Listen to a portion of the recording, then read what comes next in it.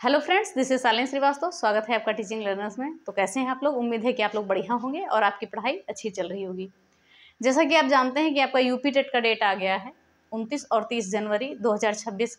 आप जानते हैं 3-4 महीने का समय है और उसमें आपको पूरी तैयारी करनी है।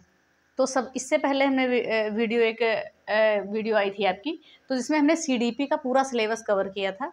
पूरा एक एक टॉपिक वाइज बता दिया था कि कौन कौन से आपको टॉपिक पढ़ने हैं। एक एक टॉपिक डिस्क्राइब किया था। कल आपकी वीडियो आई थी तो वो देख लीजिएगा। सीडीपी का पूरा डिटेल सिलेबस मैंने डाला है।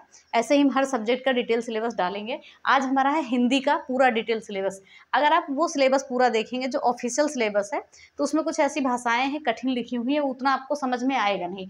ये वही सिलेबस है सेम, लेकिन थोड़ा आसान भाषा में हमने लिखा है इसको, और इसको आप समझेंगे और अच्छे तरीके से हम समझेंगे। ठीक है, हम देखते हैं कि जो यूपी टेट हमारा है, ठीक है, जो यूपी टेट है हमारा, इसमें 2 लेवल होते हैं, लेवल 1 और 2 आप जानते हैं। ठीक है, और 1 और 2 दोनों के लिए ये सिलेबस सेम है हिंदी के लिए। ठीक है, और ये 30 नंबर का आपका आता है।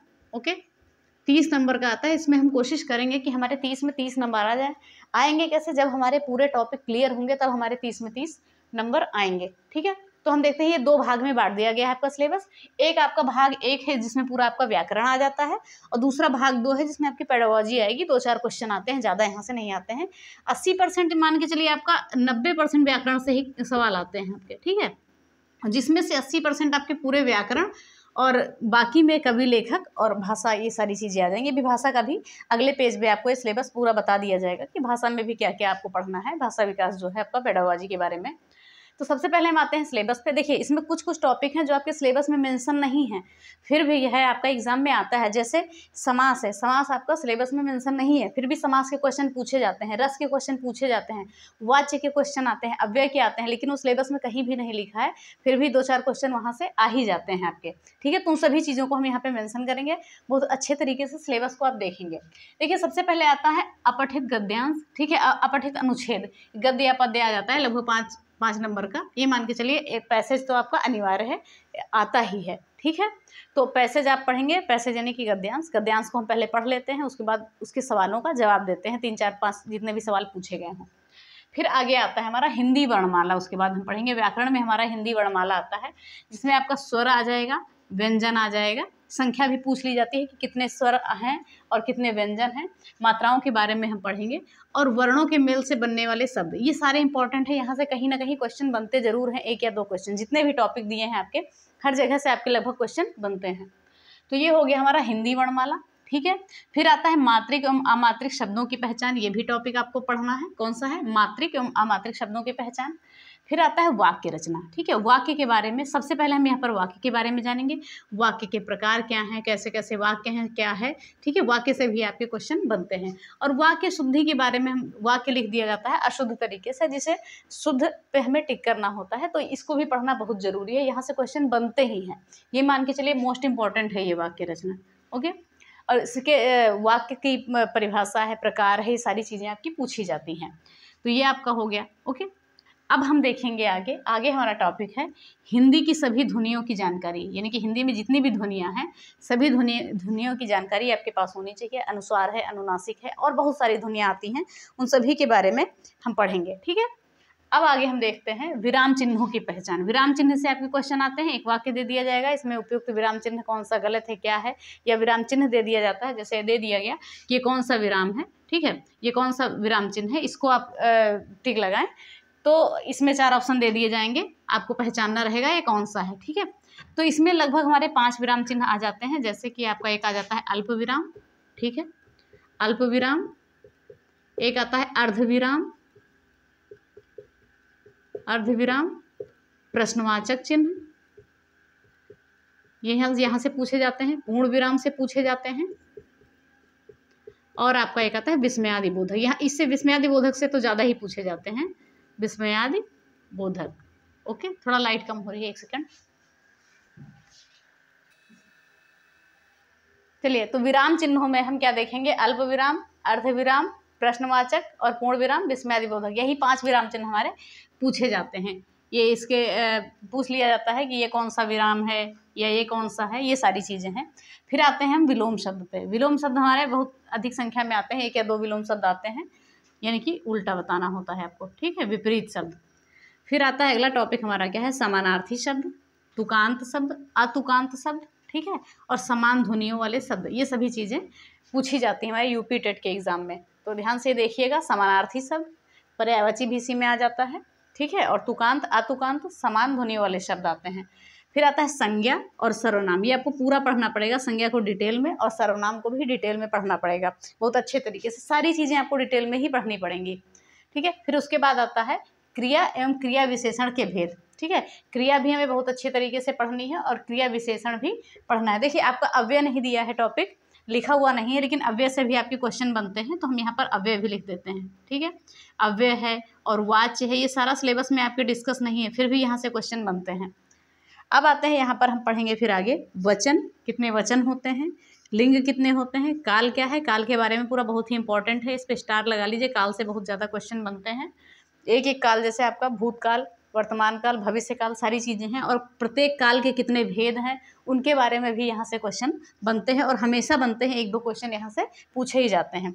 फिर आगे आता है प्रत्यय, उपसर्ग, ठीक है, प्रत्यय उपसर्ग से क्वेश्चन आपके बनते हैं, तत्सम तद्भव से बनते हैं, पूछा जाता है देशज शब्द कौन से होते हैं, ठीक है, देशज और विदेशज, ठीक है, अरबी शब्द, ये सारे शब्द पूछे जाते हैं जितने भी शब्द हैं, ओके। देशज विदेशज में अरबी शब्द ये हो गया, तत्सम तद्भव, ये सारी चीज़ें पूछी जाती हैं एग्जाम में आपके। देखिए आगे लिखा ही हुआ है, देशज शब्द, विदेशज शब्द, विदेशज में ही अरबी फारसी ये सारे शब्द आ जाते हैं आपके, इनकी पहचान करनी होती है, दे दिया जाता है कि कौन सा शब्द है, हिंदी शब्द है, उर्दू शब्द है, या कौन सा है। फिर आगे आता है लोकोक्तियाँ एवं मुहावरे, ठीक है, यहाँ पर आपके मुहावरे पूछे जाते हैं, लोकोक्तियाँ पूछी जाती हैं, यहाँ से भी क्वेश्चन हमेशा बनते ही हैं।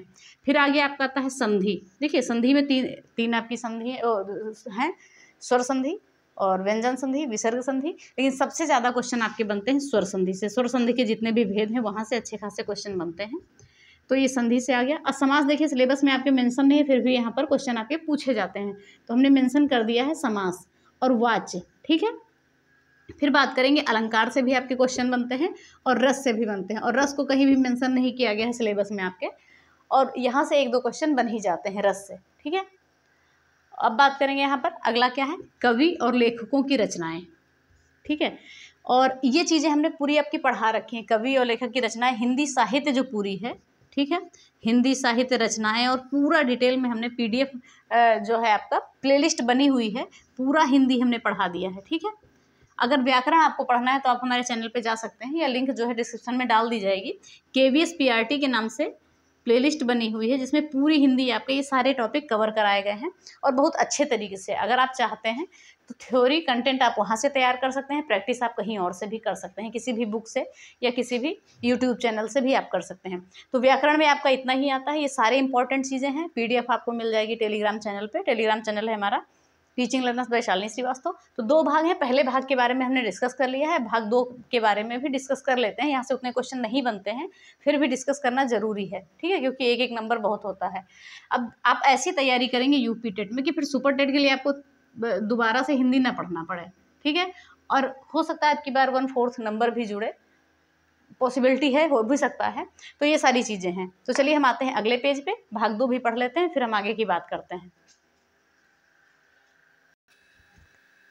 चलिए अब हम देखते हैं भाग 2। पहला भाग हमने व्याकरण का देख लिया, अब हम देखेंगे भाग 2। भाग 2 में थोड़ा आपका पेडागॉजी है और चीज़ें समझ की चीज़ें हैं, बहुत ज़्यादा चीज़ें नहीं है ना, बहुत ज़्यादा यहाँ से क्वेश्चन बनते हैं, ठीक है। तो हम बात करेंगे, पहला है जो आपका दूसरा पार्ट है, उसमें है आपका पहला टॉपिक अध्ययन और अर्जन की प्रक्रिया, ठीक है। अर्जन मतलब अर्जित करना, सीखना, ठीक है, अध्ययन और अर्जन की प्रक्रिया। अगला टॉपिक है भाषा अधिगम की विशेषताएं, यहाँ से क्वेश्चन बनते हैं, भाषा अधिगम की विशेषताएं। फिर अगला है सुनने और बोलने का महत्व, ठीक है, सुनने और बोलने का महत्व बच्चों के विकास में, से बच्चे पढ़ते लिखते कैसे हैं, बच्चों की समझ के बारे में यहाँ से पूछा जाता है।